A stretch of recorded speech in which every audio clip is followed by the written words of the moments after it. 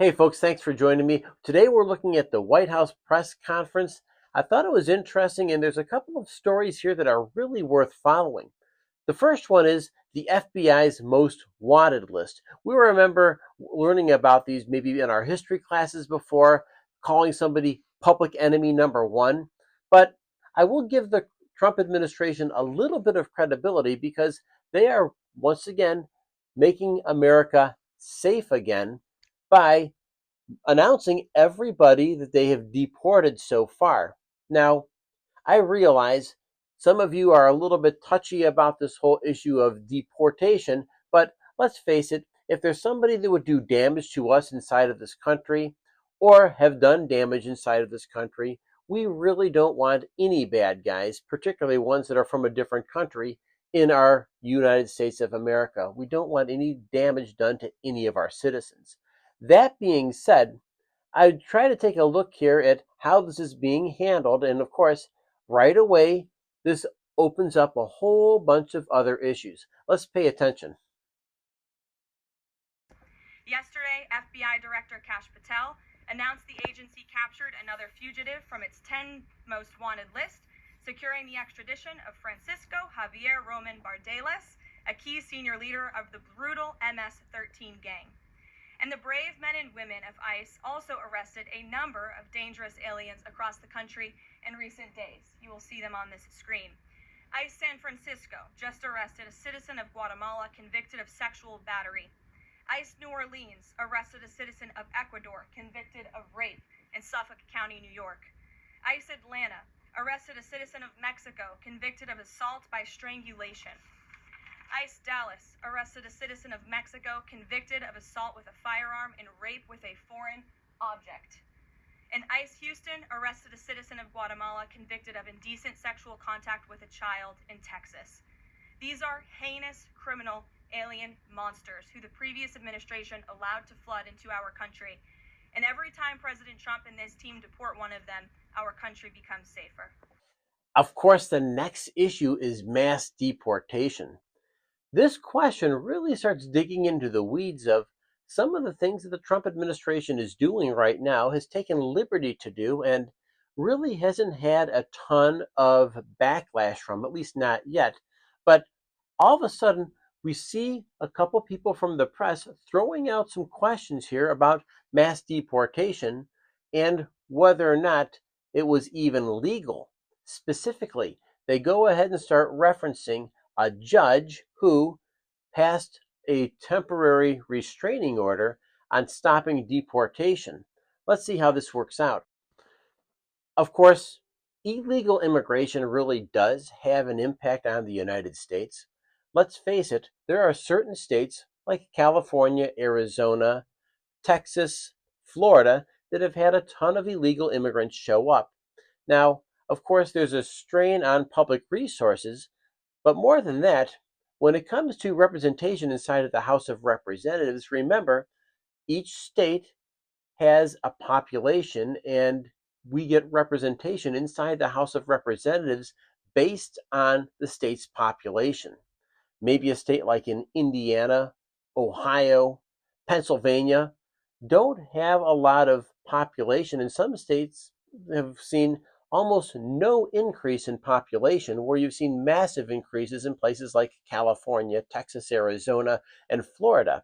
We know that a portion of that is due to illegal immigration, and this is all part of the census that takes place. The census, of course, we know really breaks down to even smaller groups of people. For instance, if illegal immigrants had children, well, those children are U.S. citizens because of the 14th Amendment. And with that, the next piece is that becomes part of the population. So there is a little bit of a balancing act, and we know that this plays out maybe in an area we don't quite see it, but I thought it was worth mentioning. And I realize that it's probably unpopular for me to say with some of my viewers. I just want to make sure that we're understanding that there's a bigger picture that we might not be seeing, and I wanted to share that with you. You can go ahead and leave your comments below, and I will close my eyes and embrace for some of your comments. Hey, maybe some of you agree with me. Let's check out the next part of this. So, given that, do you think it's a good use of Congress's time and the president's political capital try to impeach and remove a federal judge, which would take 67 votes you're unlikely to get in the Senate? Well, look, the president has made it clear that he believes this judge in this case should be impeached. And he has also made it clear that he has great respect for the Chief Justice John Roberts. And it's incumbent upon the Supreme Court to rein in these activist judges. These partisan activists are undermining the judicial branch by doing so. We have co-equal branches of government for a reason, and the president feels very strongly about that. So this White House briefing really gets kind of interesting because we start talking about the word activist judge.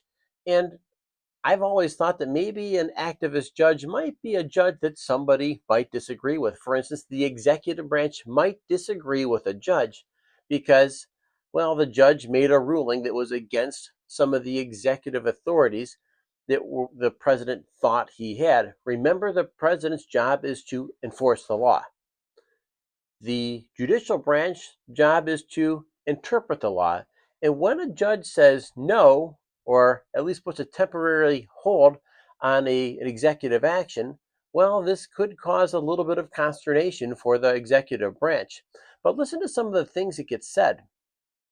The judge should be impeached, thrown out, gotten out of office. Now, I don't know about you, but just because I disagree with somebody doesn't necessarily mean you should throw them out. And it doesn't mean that the judge is being necessarily dishonest. What I think the judge is trying to do is make sure we are fully vetted in the process and that everything that the president's trying to do is legal as opposed to illegal. But of course, the president doubles down because the president loves to double down on anything of controversy and says, you must impeach this judge. Now, this actually earned some comments right from the U.S. Supreme Court. Justice Roberts kind of cautioning the president, saying, listen, just because you disagree with somebody, trying to impeach a federal judge is really the road you don't want to go down right now because, let's face it, it is not good for America. It's not good for democracy. And at the end of the day, Mr. President, it's not good for you. About the judge as well. How does the president define a bad judge? Is it just someone who disagrees with him? And is No. that a dangerous precedent in this case because this is a temporary ruling from Judge Boasberg that he could ultimately rule in your favor? Is he setting up a standard here for calling for the impeachment of a judge who may ultimately rule on your side? No, it has nothing to do with disagreeing with the president on policy. It's with disagreeing with the Constitution and the law. And it's trying to usurp the authority of the executive branch of this country. It's having baseless reasoning for these injunctions. And it's a clear effort by these judges to slow roll this president's agenda. And if you just look at the injunctions that this president has faced, deporting foreign terrorists from our homeland, hiring and firing of executive branch employees, which when the president is the executive of the executive branch. You also see an injunction by a partisan activist judge when it comes to the Secretary of Defense trying to determine the readiness of our troops and the qualifications of our troops in our armed forces. Does a single district court judge really have more authority over the commander-in-chief and the Secretary of Defense to determine who should serve in our United States Armed Forces? Absolutely not. Anyone who has taken a basic civics lesson can understand that, and it's ridiculous lawfare that we are witnessing. And it's If I could share a thought with you, it would be that we know this president is one who has an awful lot of rhetoric. He loves the spotlight, loves to be in front of the camera, loves having sound bites out there. So I would throw this out there to you that the reason why, or one of the reasons why I started this channel, is to maybe fully vet and fully understand some of the decisions out there. And I don't have all the answers, but I think we, you, me together can help get more clarity. And I'll throw this out to you for whatever it's worth. I would throw maybe the 72-hour rule out on Trump. The bottom line is he says a lot. He is without a doubt a showman. Without a doubt, there's a ton of rhetoric that goes along with the president. He throws lots of things out there and quite often just checks to see if they stick or whether or not the story gets dropped. There's a wonderful book called Win Bigly by Scott Adams that kind of gives us a little bit more insight to the president and how he runs his operation. I'm not recommending that you should run your operation like the president. They're just saying that the president has a unique ability, not necessarily saying we agree or disagree with the president, but necessarily just pointing out the fact that he's the guy who's going to claim the spotlight, take a position, and push that position no matter what.